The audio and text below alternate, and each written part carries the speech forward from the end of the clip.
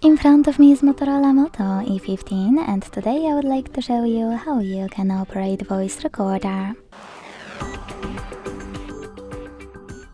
Begin by launching Recorder app and tapping on while using and allow in all pop-ups.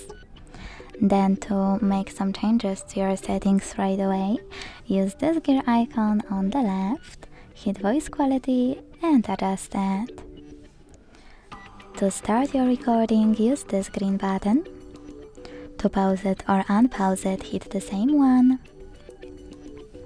To delete your recording right away, click on this X on the left and confirm your choice in the pop-up.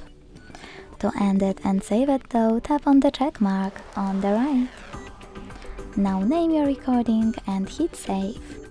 To access it, click on those three lines on the right when recorder is off. To play your recording, tap on it. And to manage it, hold it. Then use all of those options at the top right corner, like delete. Thanks so much for watching. If you enjoyed this video, leave a like, comment and subscribe. Bye!